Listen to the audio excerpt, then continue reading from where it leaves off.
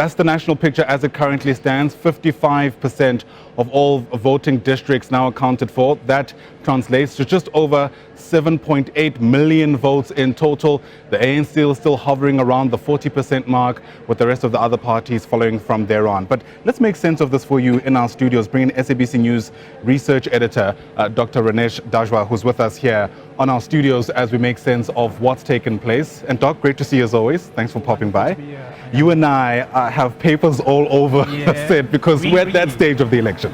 You know, where hopefully we are able to compare where we were around this time last year and what the situation is looking like for us, or a bigger part in 2019, and what the situation is looking like this time around. We might as well begin in the Northern Cape, since that's where Ulrich was. And there are interesting stories to be told there, because by and large, it's a relatively smaller kind of voting region. I mean, I'm looking at this in 2019, only about 2.3% of the voters' roll was in the Northern Cape. It's no surprise that this is among the provinces that are able to wrap up their voting before everyone else. So we can speak about it with a whole lot more confidence. And what an interesting story around the ANC and the PA.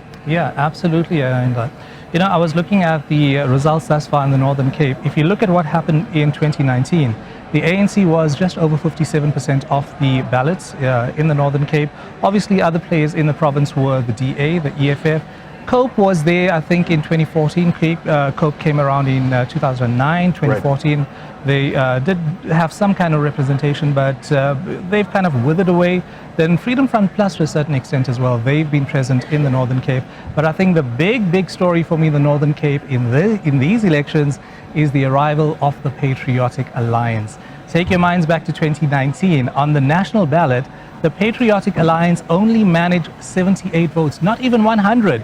Even worse, on the provincial ballot, zero votes to the Patriotic Alliance.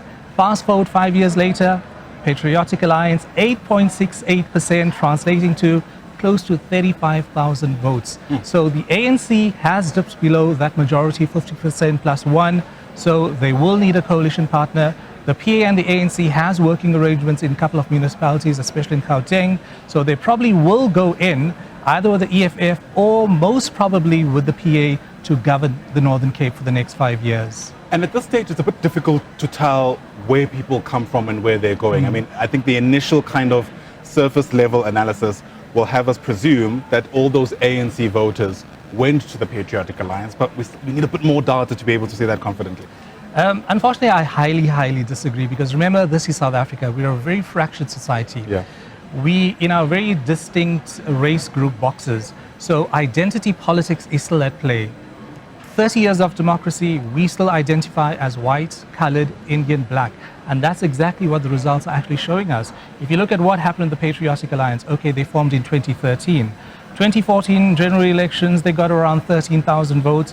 2016 local government elections didn't do so well, got around 5 council seats. 2019, 5 years back, around 7,000 votes. But in 2020, that was the turning point for this very small party by Gayton McKenzie, Kenny Kunene. What happened in 2020 August? There was a teenager in Eldorado Park. His name was Nathaniel Julius. He was killed by, allegedly killed by police officers while going to the shop, and I think he was disabled, if I remember correctly.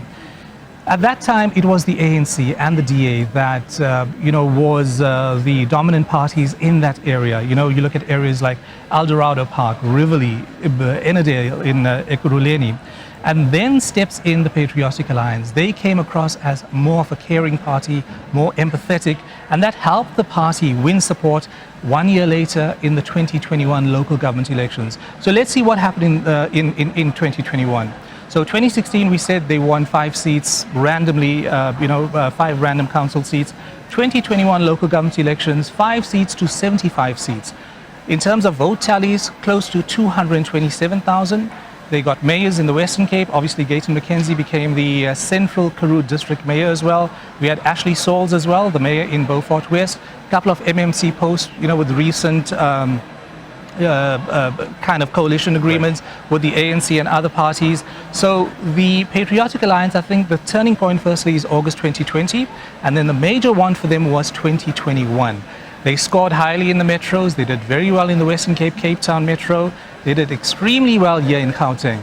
So I think that is the space to watch. It's not yet over for the Patriotic Alliance. I think they're going to do even better by the time we declare 100% of all VDs by Sunday. What you've touched on is fascinating, this idea of people voting along ethnic lines, racial lines. It's an interesting take because even the MK's performance is being put down to that, right? This idea that it's Zulu nationalism that we're actually seeing on display. MK will disagree, right? Because they have always said they wanted to be seen as a national party. But it seems the numbers are obviously telling us a different story. Show me the manifesto of the Umkhonto weSizwe party. What are the issues? None of us are even aware of what are the main issues of that party. Obviously, that party's giving power to traditional leaders. I think is the rhetoric that's being used. You know, changing the curriculum, changing the constitution of this country, which you need a 2/3 majority to pull off. But you know, I'm yet to see anything on paper. To your point, we all know that the party is hovering around the president, the former ANC president, former South African president, Jacob Zuma. So he is the face and the branding of that party. So going back to identity politics, yes, people, I'm not sure what people voted on, but in these elections, unfortunately, South Africa is still in that fractured kind of state, you know, that fractured sense of flux. And I think it's not going to change overnight. You know, these things don't happen overnight. You know, just going back to the PA, why did they attract those voters that they did? They were able to kind of relay, you know, empathize with people on the ground. You know, you look at a whole number of issues. You know, people, you know, politicians became too obsessed with intra and inter-party politics, and I think they were kind of caught fast asleep. If you look at 2019, the ANC lost in all provinces. Nationally, they declined as well. They also declined in terms of all the metros. And even with the DA, they are not watching the metros. What happened in 2021 with the DA? They lost significant support in the metros. I think they kind of made up for that. We are seeing the results on the results board that have come thus far this morning. But I think the DA will do even better. The ANC will suffer.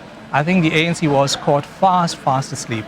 And you know, when you don't have your eye on the ball, others will move in and capitalize. And I think that's exactly what happened in these elections. We are yet to speak about what has just taken place to the ANC, at least if these projections are anything to go by. But we've got the time, luckily, and we'll certainly unpack all those different movements throughout our time together. Dr. Ronesh Dhawraj is with SABC News, of course. He's the research editor here. As we continue crunching the numbers, again, the picture is getting clearer by the hour.